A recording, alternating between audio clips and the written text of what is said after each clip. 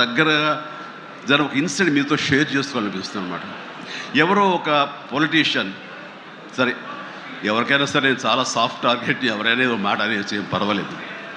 అలాగా ఒక పొలిటీషియన్ నన్ను అకారణంగా, నేను ఇప్పుడు పాలిటిక్స్ చాలా దూరంగా ఉన్నా సరే నా గురించి ఏదో అవాకులు చవాకులు ఆయన పేలినప్పుడు ఆయన మరొక చోటకి ఏదో ఒక ముంపు ప్రాంతానికి ఆయన వెళ్ళటం జరిగింది. అక్కడ ఒక స్త్రీ, ఒక ప్రౌఢ, అది మిడిల్ ఏజ్ ఉంటుందేమో, మిడిల్ ఏజ్ ఆవిడ తను పట్టుకుని నానా మాటలు తిడుతుంటే, నీకు ఎలా మనసు వచ్చింది చిరంజీవిని అనటానికి, అది అని తిడుతుంటే నాకు అనిపించింది, మామూలుగా మన మాస్ ఫ్యాన్ కదా ఆవిడ, చాలా గౌరవప్రదమైన కుటుంబంలో ఉన్నటువంటి మనిషిలాగా అనిపించింది గృహిణి. ఆవిడ ఎందుకు అంత ఇదిగా మాట్లాడుతుంది, ఆవిడెవరు, ఆవిడ చూస్తుంటే మామూలుగా సినిమా ఫ్యాన్ లాగానో చిరంజీవికి వీరాభిమానంగానో కాదు, ఇంకేదో ఉందంటూ నాకు అనిపించి ఆవిడ గురించి తెలుసుకోవాలని మన జర్నలిస్ట్ సోదరు ఎవరినో పంపించి తెలుసుకోవాలంటే వాళ్ళు చేసినటువంటి ఇంటర్వ్యూలో విజువల్స్ నాకు చూపించారు. ఏంటమ్మా అంత ఇదిగా, ఆయనకి వీరాభిమానం అంటే అభిమానం సినిమాభిమానం కాదయ్యా, ఆయన వ్యక్తిత్వానికి అభిమానం అంటే చెప్పినప్పుడు నా మనసు టచ్ అయింది.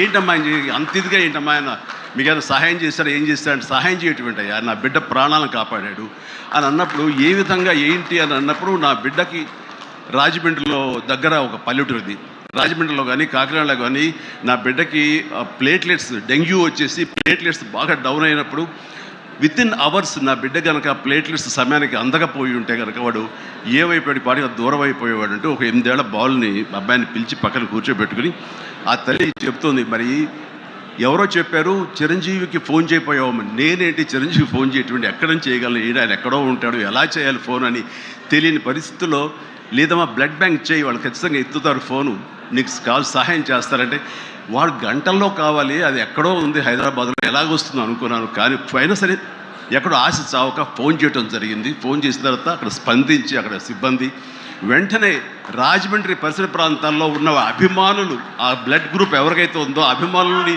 వెంటనే పంపించేయడం ఏంటి, అవర్స్లో వాళ్ళు హాస్పిటల్కి, నీరెస్ట్ హాస్పిటల్కి వెళ్ళి బ్లడ్ ఇవ్వటం ఏంటి, దాని నుంచి ప్లేట్లెట్స్ వేరు చేయటం, ఆ బిడ్డకి ఎక్కించడం ఏంటి, తెల్లారిసరికి ఆ బిడ్డ మళ్ళీ తిరిగి ఎంతో ప్రాణాలతో బతికాడు. ఇది ఈడనయ్యేవాడు.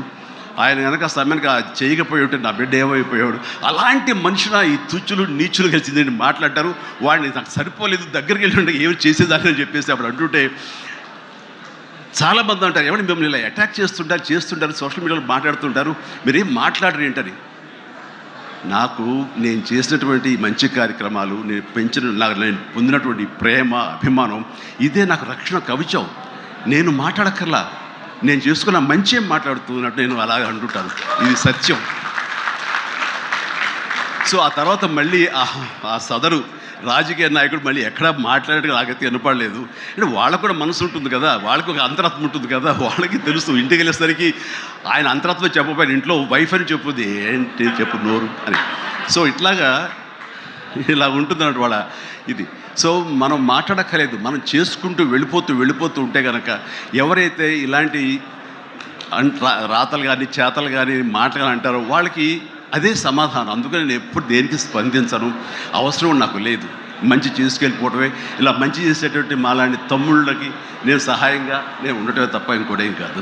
అండ్ అనుకూలమైన ఇక థ్యాంక్ యూ. అండ్ ఈ రోజున